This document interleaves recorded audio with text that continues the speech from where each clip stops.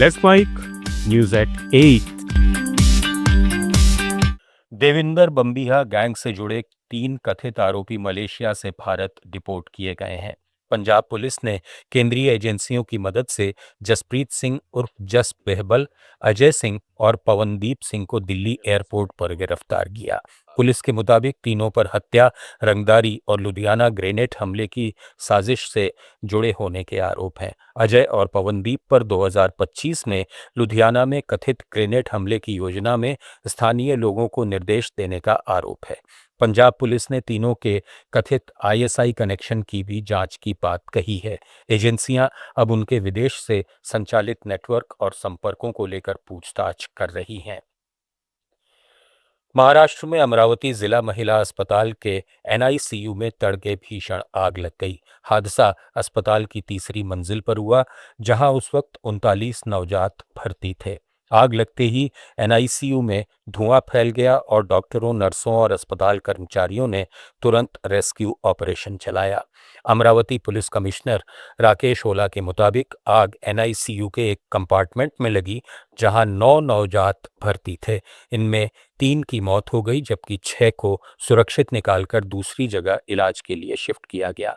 शुरुआती जांच में वेंटिलेटर के अंदर धमाके के बाद आग लगने की आशंका जताई जा रही है। केरलम के कन्नूर में तड़के एक सड़क हादसे में 2 मैकेनिकों की मौत हो गई। हादसा मंडूर इलाके में हुआ, जहां 2 मैकेनिक सड़क किनारे खराब पड़े लकड़ी से लदे एक ट्रक की मरम्मत कर रहे थे। इसी दौरान सामने से आ रहा एक टैंकर नियंत्रण खोकर दूसरी लेन में चला गया और खड़े ट्रक से सीधी टक्कर हो गई। टक्कर के बाद दोनों वाहनों के केबिन में आग लग गई, जिससे बचाव अभियान मुश्किल हो गया। एक मैकेनिक को तुरंत अस्पताल ले जाया गया, जबकि दूसरा ट्रक के अंदर फंस गया। दमकल कर्मियों ने आग बुझाकर उसे बाहर निकाला, लेकिन गंभीर रूप से झुलसने के कारण उसकी मौके पर ही मौत हो गई। टैंकर चालक को मामूली चोटें आई हैं। असम के श्रीभूमि जिले में जीएसटी अधिकारियों ने रबर व्यापार में कर चोरी के आरोप में रतबाड़ी और पत्थरकांडी इलाके के 5 व्यावसायिक प्रतिष्ठानों पर छापे मारे। इन प्रतिष्ठानों पर नकली इनपुट टैक्स क्रेडिट का इस्तेमाल कर जीएसटी देनदारी चुकाने का संदेह है। श्रीभूमि प्रमुख रबर उत्पादक क्षेत्र है, जहां से कच्चा रबर दूसरे राज्यों को भेजा जाता है। असम पुलिस की मदद से चलाए गए इस अभियान में वित्तीय रिकॉर्ड और लेन देन की जांच चल रही है। मणिपुर में सुरक्षा बलों ने कुल 4 संदिग्धों को गिरफ्तार किया है। काकचिंग और थौबल जिलों में अलग अलग अभियानों में प्रतिबंधित संगठनों से जुड़े 3 लोगों को पकड़ा गया। एक के पास पिस्तौल और गोलीबारी के 6 राउंड बरामद हुए। थौबल के लिलोंग इलाके में एक और व्यक्ति को जबरन वसूली के आरोप में गिरफ्तार किया गया। इस पर एक पुराने हमले के मामले में शामिल होने का संदेह है। त्रिपुरा के उत्तर जिले में धर्मनगर जिला अस्पताल से महज 50 मीटर दूर अवैध शराब बिक्री का मामला सामने आया है। स्थानीय लोगों का आरोप है कि अस्पताल के आसपास कुछ दुकानों से बिना लाइसेंस शराब और दूसरे नशीले पदार्थ बेचे जा रहे हैं।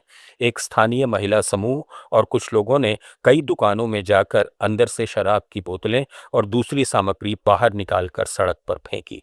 स्थानीय लोगों ने कुछ दुकानों के बिना लाइसेंस चलने और सरकारी जमीन पर अतिक्रमण के भी आरोप लगाए हैं। तेलंगाना के संगारेड्डी में एक नर्स की मौत का मामला सामने आया है, जिस पर पहले अपने माता पिता की हत्या का आरोप लगा था।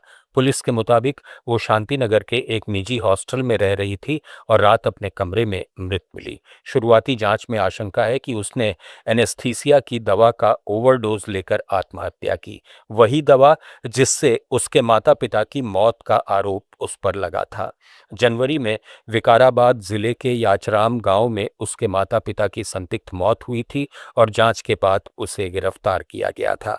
हाल में जमानत पर बाहर आने के बाद वो संगारेड्डी में रह रही थी। असम के कछार जिले के गोसाईपुर इलाके के एक गोदाम से पुलिस ने करीब 2 करोड़ रुपए के कोडीन युक्त कफ सिरप की 15,900 बोतलें और ट्रामाडोल की 2600 गोलियां जब्त की हैं। उधारबंद थाना क्षेत्र में खुफिया जानकारी के आधार पर छापा मारकर ये नशीला माल बरामद किया गया। इस सिलसिले में एक व्यक्ति को गिरफ्तार किया गया है। पुलिस स्रोत की जांच कर रही है क्योंकि ऐसे सिरप अक्सर बांग्लादेश की ओर तस्करी किए जाते हैं। न्यूज़ एट 6 में फिलहाल इतना ही। बने रहिए लेट्स माइक के साथ।